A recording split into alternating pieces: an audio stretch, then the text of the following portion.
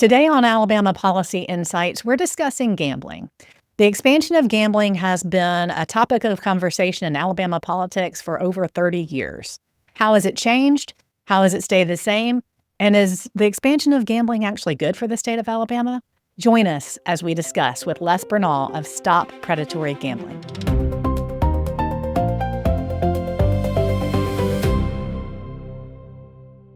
Welcome into Alabama Policy Insights. Today we are talking about predatory gambling.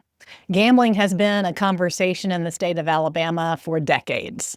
The expansion of gambling, what the role of gambling is in bringing in state revenue, what the negatives are socially about bringing gambling into the state. And one of the experts that we've become friends with is Les Bernal. And we're happy to bring him in today. Les, how are you? I'm doing great. Good morning to you and your listeners. Thank you. And thanks for being here. And thank you for what you're doing. If you would, just as a beginning, speak about how you got involved in this and what the organization of Stop Predatory Gambling is all about. Sure. So I'm Les Bernal, the National Director for Stop Predatory Gambling. And our mission is to really target states that are partnering with these powerful gambling corporations to promote extreme forms of gambling into people's homes and communities. And, when Alabama talks about, gambling policy and so on, this isn't what you do privately. This is really what we're talking about. What's being debated is this is a government program that actively incentivizes citizens across the state to lose, tens of millions of dollars, in some instances, hundreds of millions of dollars. And in the big picture, it's been an epic public policy failure in state after state. Right. And so Alabama has been blessed that you haven't had predatory gambling in the last 30 years. You have some tribal casino interest, but aside from that, the impact that predatory gambling has in your state's been minimal. But for me personally, I don't have a personal story that in my life of anyone who got ruined by predatory gambling. This to me became a calling in my life because I'm from Massachusetts, and I saw I worked as a chief of staff there in a Massachusetts Senate office, and then having to work for a senator who was opposed to casinos coming into the state. It was such a high profile issue, and it kind of got on my plate, and I knew nothing about the topic, but it was more one of these things where the more I learned about the issue of government-sanctioned gambling and how states are relentlessly promoting more and more extreme forms of gambling. They start with lotteries, and then they bring in casinos, Right. and then it's online gambling. To me, when we talk about what's broken about America today, okay, this is not what people do privately. Commercialized gambling, advertising, and marketing represents the public voice of American government to citizens in most states in our country today. Great point. And what we incentivize to the American people, it shapes our national character. So if you're someone listening to this podcast and you're really disgusted about the state of America, the state of families, and the need to put more love, selfless love and caring and kind of so-called Christian values into the public square, well, then this is your issue, because Right. this is Exhibit A about what's broken about America today, and it's both political parties, the establishment of both parties that are pushing these extreme forms. There's no grassroots movement in Alabama for predatory gambling. So in summation, to me, this became a calling for me because I think if you're going to make a difference in America today, before you can change, no matter what other issues you care about, step one is you need to take government out of the predatory gambling business. That's right. So, at Alabama Policy, our three core values are free markets, limited government, and strong families. And gambling expansion is one of those issues that actually touches on all three of those at It once. hits all three, for sure. That's right. That's right. Yeah. So all of the proposals that have been discussed in the state of Alabama since I've been involved in Alabama politics, which is almost 30 years now, zero of them have been free market oriented. All of them expand state government, the role of government. I say coming and going, meaning it brings more money in, and it also establishes new bureaucracies to manage this new product that the government would be marketing to our citizens. And then obviously on the strong family side, it goes without saying that predatory gambling is something that negatively impacts families. Well, I would just say on ahead, the Les. big government piece. So, Yeah. one of the reasons why this has been commercialized gambling as a public policy has been such an epic policy failure is its proponents claim it's a revenue source, right? It's going to claim it's bringing all this revenue in, but what it really is, it's a budget gimmick, right? So they claim that it's going to bring all this money, but who do you think pays for all the healthcare costs, Right. the housing subsidies, the food stamps, the criminal incarceration costs, Mental health. you all like you, the non-gambler. So you pay even if you don't play. So predatory gambling is the ultimate budget gimmick as above. So it creates a huge government program, a huge government bureaucracy that so-called regulates it.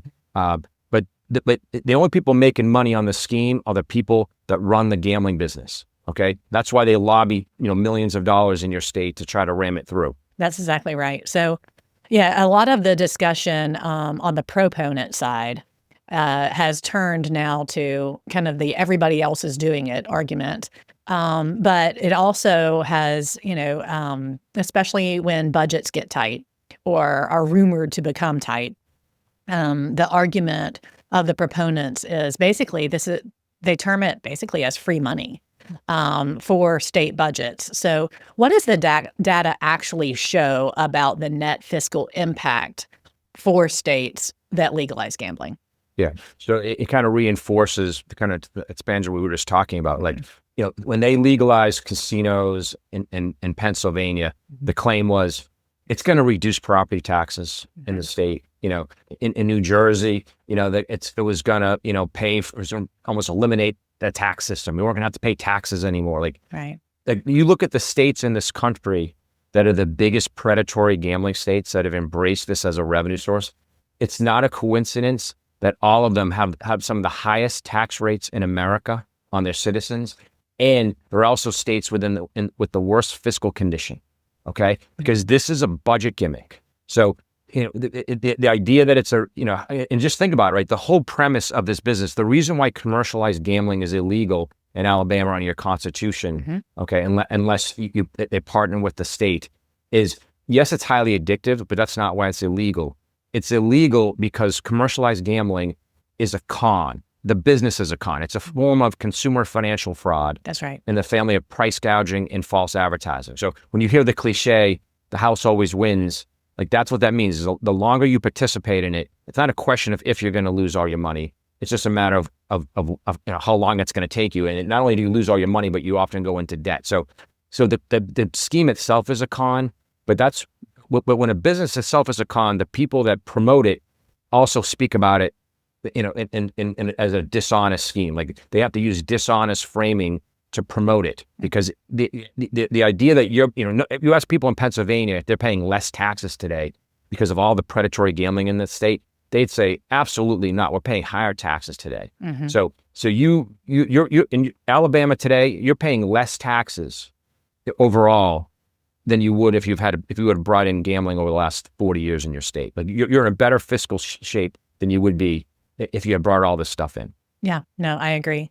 So, and staying on the economic standpoint for a few minutes, states that have brought in legalized gambling or expanded gambling come to rely on that money as a tax base. And it also basically sets up a regressive tax base. It's the most regressive tax possible because of who actually participates in gambling. Can you speak to that for a few minutes? Yeah. So, and I love the idea when these guys stand up and they say, we're going to create jobs and so on. Like, again, this is part of, and first on the big scale, if you're someone who's passionate about your country and your state, like the idea that a job that is based upon ripping off your neighbor is in the best interest of your community and your state.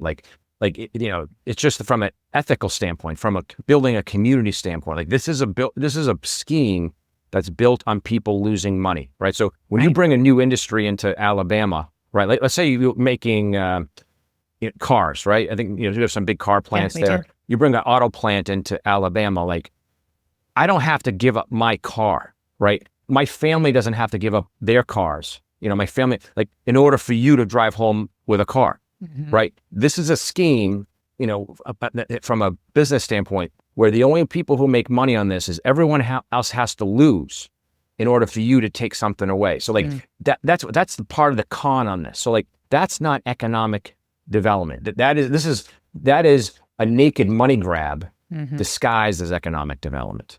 Okay, and that's why when they build these casinos, they don't build them in middle class and upper class communities. Like they build them in the lowest, most financially desperate places because they're the only places that will take this stuff. Okay, it's like building a toxic waste dump. Like no one wants this stuff in the communities, right? So they build it as we're going to be your savior for your, help rebuild, this financially desperate community.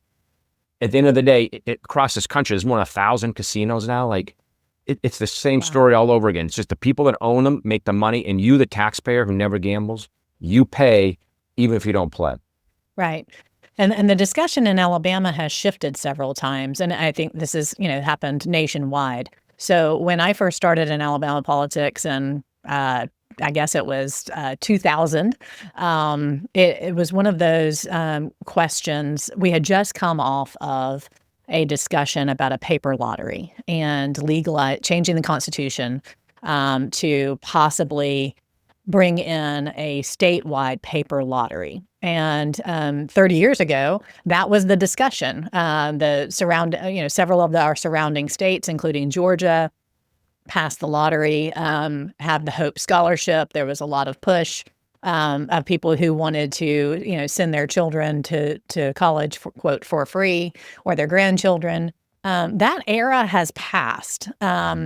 And there hasn't been a piece of legislation in over a decade that actually created, a vast number of college scholarships for Alabamians and their kids or their grandkids.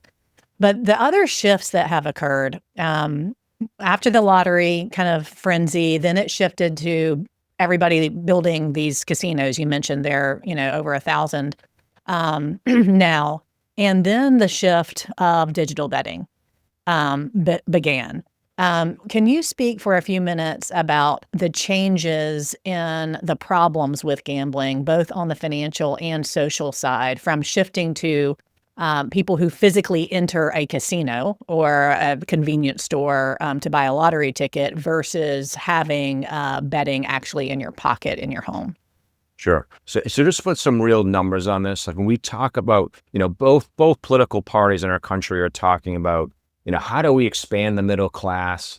How do we improve, issues around, the rising price of gas and the rising price of eggs and other goods and services, and what can we do to help everyday families? Well, look at the financial impact that the institution of predatory gambling is having on American families, most of which have been spared in Alabama from this problem. Across the country today, over the next 5 years, okay, without adding any new forms of gambling, the American people are on course to lose more than $1 trillion of personal wealth to forms of gambling sanctioned by governments. Okay, $1 trillion of lost wealth. That's $300,000 every minute that the American people are losing. So we've taken, and that was like really on a system that was large, to use your term, used a paper system, whatever. Now online gambling, okay, is even dramatically increasing. There's already a huge problem, right, of all that money that people are losing. And just imagine how much eggs people can buy. Right. How many dozens of eggs could you buy with $300,000 a minute, right? And gallons of gas.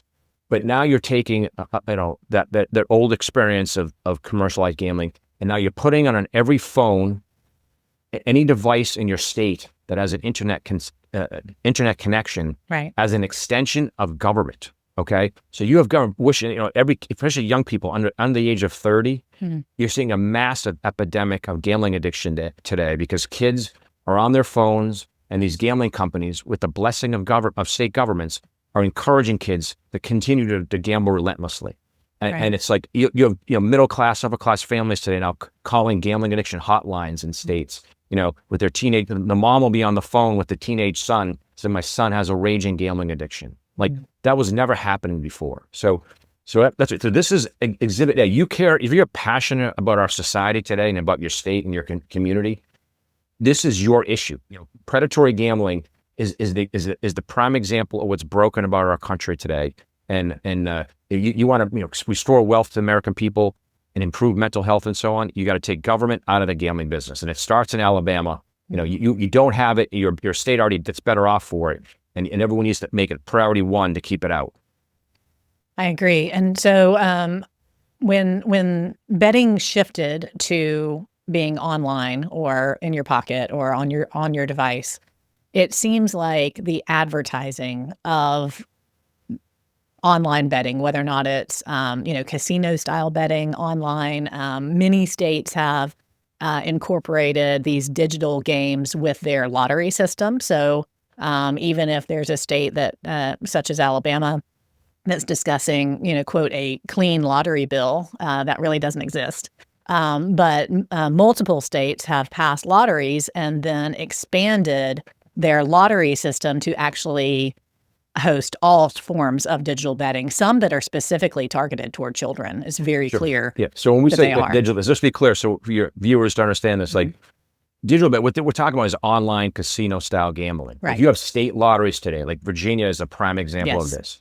They're pushing online casino style games with like cartoon like figures on these games, like pushing them relentlessly into every home with an internet connection in the state of Virginia. Like that's what you're talking about today when you unleash so-called state lotteries in your area. It's the average person thinks it's like Powerball and Mega Millions. Like the lotteries make like 1% of their revenue from those types of games. Right. The revenue model for lotteries comes from scratch off tickets, in states that don't have online casino style gambling. But the real money, the future of online lotteries is in these online casino games, and they're making money hand over fist, extracting billions of dollars out of the daily lives of the American people. And Alabama has been spared by that because they've got good leadership there over the last 30 years.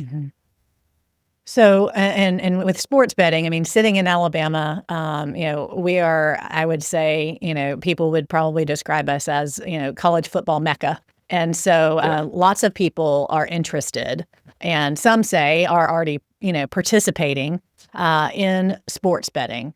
As a mother of 5 sons, it is very difficult to turn on our TV without being absolutely inundated with advertising from, folks trying to entice my sons to participate in sports betting. Can you talk for a few minutes about the differences in laws regarding fraud and regarding advertising that the gambling operators enjoy versus other industries?